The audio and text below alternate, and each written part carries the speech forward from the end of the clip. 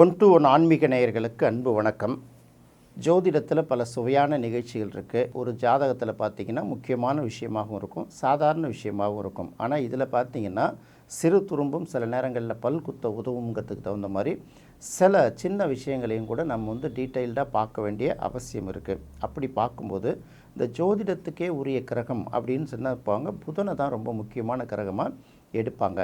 இந்த புதன் பார்த்திங்கன்னா எப்போதுமே பார்த்திங்கன்னா முக்கூட்டு கிரகங்கள் அப்படின்னு சொல்லுவோம் இல்லையா, சூரியன் புதன் சுக்கிரன். இது எப்போதுமே சூரியன் எந்த டிகிரியில் இருக்கோ அதுலேருந்து ஒரு முன்னாடி 60 டிகிரியோ அல்லது பின்னாடி 60 டிகிரிக்குள்ளே தான் இந்த கிரகங்கள் இருக்கும். இதை தான் நம்ம மெயினாக பார்த்துக்கிட்டே வரணும். இதை தாண்டி ஒரு 4வது கட்டம் 5வது கட்டத்தில் ஏதாவது ஒரு கிரகம் இருக்கிற மாதிரி இருந்தால் அந்த ஜாதகம் தவறாக குறிக்கப்பட்டிருக்கு, இல்லை கை தவறி வேறு எங்கேயோ எழுதியிருப்பாங்க, இப்படின்னு தான் நம்ம பார்க்க வேண்டியிருக்கு. இது எல்லாருக்கும் தெரிஞ்ச விஷயம் தானே. சூரியன் புதன் சுக்கிரன் இப்படி தான் இயங்கும்னு. இதில் என்ன பெரிய ரகசியம் இருக்குது அப்படின்னு கேட்குறோம். இதில் ரகசியங்களை தாண்டி சில விஷயங்களும் இருக்குது. இது எப்படின்னா, நீங்கள் ஒரு ஜாதகத்தை எடுத்தாலும் சரி, இல்லை ஜோதிடத்தை ஆர்வமாக கற்றுக்கிட்டாலும் சரி, அதில் ஒரு விஷயத்தையும் நுணுக்கமாக முடிஞ்ச வரைக்கும் போனால் தான் சின்ன சின்ன விஷயங்கள்லேருந்து கூட உங்களுக்கு ஒரு நல்ல ரிசல்ட்டாக கிடைக்கும். அதை தான் நம்ம பார்க்க போகிறோம்.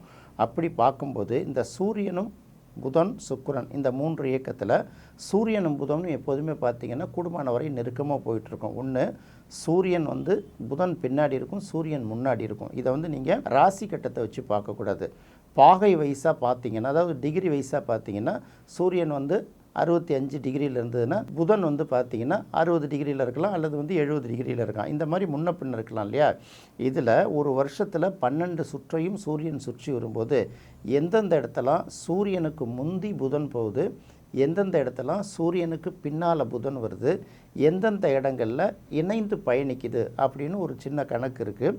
இந்த கணக்கை வச்சு நம்ம சில விஷயங்களை சொல்ல போகிறோம். இது என்ன அப்படின்னு கேட்டிங்கன்னா, இது இப்படி தான் இயங்கணும் அப்படிங்கிறது நம்ம ஜாதக அடிப்படை. ஆனால் இது அப்படியே இயங்குமான்னு கேட்டிங்கன்னா, ஒரு சில நேரங்களில் இந்த இயக்கத்தின் அடிப்படையில் சில மாற்றங்கள் உருவாகிடும். அந்த மாதிரி மாற்றங்கள் உருவாகும்போது அது இந்த மாதிரி காலகட்டங்களில் இயற்கை சீற்றங்கள், இல்லை வேறு ஏதாவது சின்ன சின்ன பாதிப்புகள் இதெல்லாம் வரும். இதெல்லாம் பார்த்திங்கனாலே பழைய காலத்து ஜோதிட நூல்கள்லாம் தெளிவாக குறிக்கப்பட்டிருக்கிறது தான். பட் இதை நம்ம பொது வாழ்க்கையில், நம்மளுடைய அன்றாட வாழ்க்கையில் எந்த அளவுக்கு அப்ளை பண்ணி பார்க்குறோம் அப்படின்னு தெரியாது. சரி, இதுக்கு முன்னாடி இந்த முக்கூட்டு கிரகங்களில் இதை பார்த்துக்கோம். அப்போ சூரியனும் புதனும் எப்பெல்லாம் சூரியனுக்கு முன்னாடி புதன் போகும் அப்படின்னு பார்த்திங்கன்னா, கும்பராசி அப்படின்னு சொல்கிறோம் இல்லையா, கும்பம்னு சொல்லக்கூடிய மாசி மாதத்துக்கு தான் சூரியன் கும்பராசிக்கு வரும். அப்போ பார்த்திங்கன்னா சூரியனை விட கொஞ்சம் முற்பட்ட டிகிரியில் புதன் போயிட்டுருக்கும். அதே போல் மாசி மாதம், பங்குனி மாதம், சித்திரை மாதம், வைகாசி மாதம் இந்த 4 மாதமும் பார்த்திங்கன்னா சூரியனை விட கொஞ்சம் முன்னாடி தூரத்தில் புதன் பயணிச்சுக்கிட்டு இருக்கும். இதுதான் ரொம்ப முக்கியமாக தெரிஞ்சுக்கணும். அதுக்கு அடுத்தது பார்க்கும்போது மிதுன ராசி, கடகராசி, சிம்ம ராசி, கன்னி ராசி இந்த ராசிகளில் சூரியன் சஞ்சரிக்கும் போது, அதாவது இந்த 4 மாதங்களில் மிதுனமுக்கு பார்த்திங்கன்னா ஆனி மாதத்தில் பார்க்கும்போது சூரியன் மிதுன ராசியில் போயிட்டுருக்கோம். அடுத்தது ஆடி மாதம் அப்படின்னு பார்க்கும்போது கடகராசியில் சூரியன் சஞ்சாரம் பண்ணிகிட்ருக்கோம். அடுத்து பார்க்கும்போது சிம்ம ராசிக்கு சூரியன் எப்போ வருதுன்னா ஆவணி மாதத்தில் சூரியன் சிம்ம ராசியில் பயணிச்சிட்ருக்கோம். அதுக்கப்புறம் கன்னி ராசியில் பார்க்கும்போது சூரியன் புரட்டாசி மாதத்தில் பயணிச்சிட்ருக்கோம். முதல் 4 கட்டம் கும்பத்துலேருந்து ரிஷபம் வரைக்கும் பார்த்திங்கன்னா புதன் முன்னாடி போகும், புதனுக்கு சற்று பின்னாடி சூரியன் இயங்கிட்டு இருக்கும்.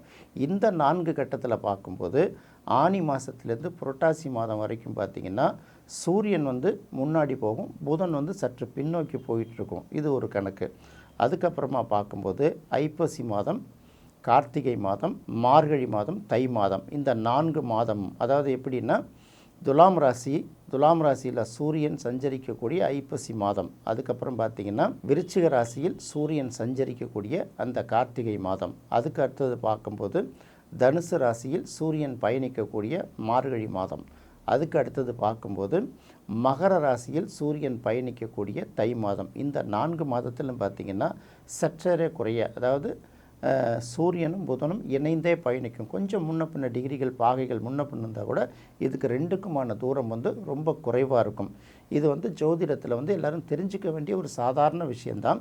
ஆனால் இது என்ன சொல்கிறாங்க அப்படின்னு கேட்டிங்கன்னா, இந்த இயக்கம் அடிப்படையில் வச்சுருக்காங்கல்ல, இந்த இயக்க அடிப்படையில் சற்று மாறி வரும்போது, இப்போ நம்ம சொல்கிறோம் இல்லையா, சூரியன் முன்னாடி போகும், புதன் பின்னாடி போகும்னு சொல்லிட்டு, அந்த மாதிரி டைமில் பார்த்திங்கன்னா முன்னாடி போக வேண்டியது பின்னாலையும், பின்னால் போக வேண்டியது முன்னாடியும் சில நேரங்களில் மாறி வரும்போது தான் இதில் வந்து பார்த்திங்கன்னா உலக இயக்கத்தில் சில மாறுபாடுகள் வருது, சில சிக்கல்கள் வருது, சில அரசியல் குழப்பங்கள் வருது, இதெல்லாம் வரும். இதெல்லாம் நம்ம பார்க்கும்போது இந்த அடிப்படையை தெரிஞ்சுக்கிட்டிங்கன்னா நம்ம தெளிவாக பார்த்துக்கலாம். இதை தாண்டி அடுத்தது பார்த்திங்கன்னா சுக்கிரனோட இயக்கத்தையும் நம்ம பார்க்க வேண்டியதாக இருக்குது. அப்போ சூரியன் அப்படின்னு பார்த்தாலே சூரியனோட எந்த கிரகங்கள் தொடர்ச்சியாக போனால் கூட பார்த்திங்கன்னா அது வந்து பார்த்திங்கன்னா ஒரு குறிப்பிட்ட டிகிரி போனீங்கன்னாலே அந்த கிரகம் வந்து அஸ்தங்கமாகிடும் அப்படின்னு சொல்கிறாங்க. அதாவது தன்னுடைய பவரெல்லாம் இழந்துடும் அப்படி இல்லையா. அதாவது இந்த நெருப்பு நெருங்கி போக போக சுட்டுக்கிட்டே இருக்கும், கிட்ட நெருங்கி போனீங்கன்னா நெருப்பு வந்து அதை அழிச்சிடும்னு சொல்கிறோம்ல. அப்போ சூரியனுக்கு 6 டிகிரி முன்னாலையும் 6 டிகிரி பின்னாலையும் போகும்போது தான் மற்ற கிரகங்கள் ஆவரேஜாக தப்பிக்கும். ஒரு கிரகத்துக்கும் சில டிகிரி வித்தியாசம் இருந்தால் கூட குறைந்தபட்சம் 6 டிகிரி முன்னும் சூரியனை கடந்த ஒரு கிரகம் தான் ஓரளவு வந்து ஒரு பவராக இருக்குது அப்படின்னு எடுக்கலாம். ஆனால் புதனை பொறுத்த வரைக்கும் தொடர்ந்து பார்த்திங்கன்னா அது வந்து அஸ்தங்கம் ஆகிட்டே இருக்கிற மாதிரி பல நாட்கள் தோணால் கூட புதனுக்கு வந்து பெரிய அளவுக்கு அஸ்தங்க தோஷம் இல்லை அப்படின்னு சொல்லுவாங்க. அதனால் பார்க்கும்போது வானமண்டலத்தில் சில கிரகங்களை வந்து தொடர்ச்சியாக பார்த்துக்கிட்டே வந்துகிட்டே இருந்தால் கூட புதனை மட்டும் நீங்கள் அடிக்கடி பார்க்க முடியாது. இந்த புதனை வந்து எப்போ பார்க்கலாம் அப்படின்னு ஒரு காலகட்டம் வரும்போது இந்த கோளரங்குகளில் வச்சு இந்த கருவிகள், நவீன கருவிகளில் தொலைநோக்கு கருவிகள்லாம் வச்சு பார்க்குறாங்கல்ல, சில நேரங்களில் இந்த புதன் கிரகம் கூட லேசாக தனித்து தெரிய ஆரம்பிக்கும். இது எப்போ ஓரளவு அதுக்கான பார்க்கறதுக்கான முயற்சிகள் சக்ஸஸ் ஆகும்னு கேட்டிங்கன்னா கண்டிப்பாக அந்த கிரகண நாட்கள் அப்படின்னு சொல்கிறாங்கல்ல, சூரிய வெளிச்சத்தையும் சந்திர வெளிச்சத்தையும் வந்து இந்த ராகு கேதோட அச்சு வந்து தடுக்கும்போது புதனுடைய அந்த தோற்றம் வந்து ஓரளவு தெரிய வரும் அப்படின்னு சொல்கிறதுனால தான் என்ன சொல்லுவாங்கன்னா கிராமங்களில் இன்னை வரைக்கும் ஒரு பழமொழி இருக்குல்ல, பொன் கிடைத்தாலும் புதன் கிடைக்காது அப்படின்னு சொல்லுவாங்கள்ல. இது நம்ம நினச்சக்கூடாது. தங்கம் கிடைச்சா கூட பரவாயில்ல, புதன்கிழமை கிடைக்காது அப்படின்னு நினைக்கக்கூடாது.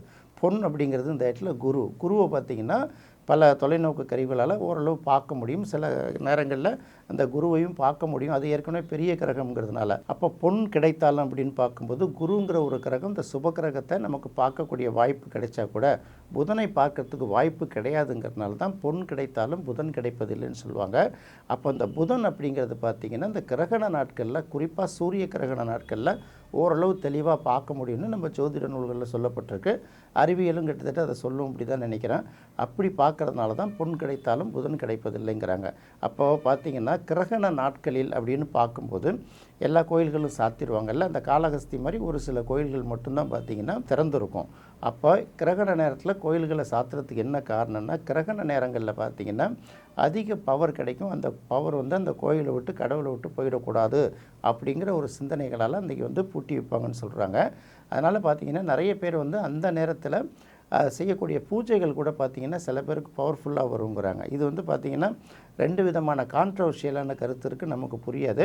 ஆனால் ஒரே ஒரு விஷயம் மட்டும் உறுதி, கிரகணம் அன்னைக்கு பார்த்திங்கன்னா கொஞ்சம் வந்து இந்த அதிர்வலைகள் அதிகமாக இருக்கிறது, வைப்ரேஷன் அதிகமாக இருக்குங்கிற ஒரு விஷயத்தை மட்டும் 2 தரப்புமே ஒத்துக்கிறதுனால அன்னைக்கு வந்து புதனை பார்க்க முடியும் அப்படிங்கிற ஒரு சூழலை நம்ம புரிஞ்சுக்கலாம். சரி, அதே போல் தான் சுக்கிரனுக்கு பல விஷயங்கள் நம்ம சொல்லியாச்சு. இப்போதைக்கு நாம் பார்க்க வேண்டியது என்ன அப்படின்னு கேட்டிங்கன்னா சூரியன் முன்னே போகலாம், பின்ன போகலாம், புதனுக்கு முன்னாடி போகலாம், புதனுக்கு பின்னாலையும் போகலாம், சுக்கிரனுக்கு முன்னாலையும் போகலாம், சுக்கிரனுக்கு பின்னாலையும் போகலாம். ஆனால் சில நேரங்களில் புதனுக்கும் சுக்கிரனுக்கும் இடையில் சூரியன் பயணிக்கிற காலம் வரும். அந்த காலம் எப்போ வருது அப்படின்னு பார்த்து அந்த காலகட்டங்களில் நல்ல நேரம், நல்ல நாள் சொல்லுவாங்கள்ல பஞ்சாங்கத்தில், நாள், நட்சத்திரம், திதி, யோகம், கரணம் எல்லாமே உங்களுக்கு ஃபேவராக இருந்தால் கூட அது போன்ற காலகட்டங்களில் சுப நிகழ்ச்சிகளை விளக்கணும் அப்படின்னா சுப நிகழ்ச்சிகளை தவிர்க்கணும். ஏன்னா அது போல் காலகட்டங்களில் செய்யக்கூடிய எந்த நல்ல விஷயமும் தொடர்ச்சியாக வந்து அதோட பலன்கள் கிடைக்கிறதில்ல, அதோட நோக்கமும் நிறைவேறதில்ல அப்படின்னு ஒரு விஷயத்த சொல்லிட்டு வராங்க. அப்போ இது எல்லாத்தையும் பார்த்துட்டு வரும்போது பொதுவாக வந்து ஒரு கிரகம் அஸ்தங்கமாகும்போது நம்ம சில விஷயங்கள் செய்ய மாட்டோம். அந்த அஸ்தங்க கிரகம் சம்பந்தப்பட்ட ஒரு விஷயத்தை நம்ம செய்ய மாட்டோங்கிறது. அடுத்தது கிரகங்கள் சில நேரங்களில் வக்கரமாக இருக்கும்போது புது நிகழ்ச்சிகளை நம்ம தொடங்க மாட்டோம், புது முயற்சிகளை நம்ம எடுக்க மாட்டோங்கிறது ஒரு பக்கம் இருந்தால் கூட அதையும் தாண்டி இப்போ தெரிஞ்சிக்க வேண்டியது என்னென்னா சாதாரணமாக அந்த முக்கூட்டு கிரகங்களோட இயக்கம் நம்ம எப்படி வேணாலும் போயிட்டு வந்துட்டு போகுது. அப்போ புதனுக்கும் சுக்கிரனுக்கு இடையில் சூரியன் பயணிக்கிற காலகட்டங்கள் மட்டும் நாம் வந்து சுப நிகழ்ச்சிகளை தவிர்க்கணுங்கிறது முதல்ல தெரிஞ்சுக்கணும். அதே போல் பொன் கிடைத்தாலும் புதன் கிடைக்காது அப்படிங்கிறதுக்கு நம்ம வந்து ஜோதிடத்தில் என்ன காரணம், கிரகங்களோட இயக்கத்தை அதை எப்படி சொன்னாங்க, நாம் எப்படி எடுத்துக்கிட்டோங்கிற ஒரு விஷயத்தையும் நாம் சொல்கிறோம். எல்லாத்தையும் தாண்டி இது வந்து ஜோதிடர்களுக்கு ரொம்ப முக்கியமானது. ஏன் அப்படின்னு கேட்கும்போது ஜோதிடத்தை ஓரளவு வந்து அவங்க பேச ஆரம்பிச்சிட்டாலே, அவங்களுக்கு ஓரளவு தெரிய ஆரம்பிச்சிட்டாலே, புதன் வந்து அவர்களுக்கு வந்து ஓரளவு ஆக்டிவேட் ஆகுதுங்கிற ஒரு விஷயங்கிறதுனால, இந்த புதன் சம்மந்தப்பட்ட விஷயத்தை தெளிவாக தெரிஞ்சுக்கணுங்கிறதுனால தான் இதை நம்ம எல்லாருக்கும் சொல்கிறோம். என்ன நேயர்களே, இந்த நிகழ்ச்சி உங்களுக்கு ரொம்ப பயனுள்ளதாக இருக்கும்னு நினைக்கிறேன். மீண்டும் மற்றொரு சுவையான நிகழ்ச்சியில் சந்திக்கலாம். நன்றி, வணக்கம்.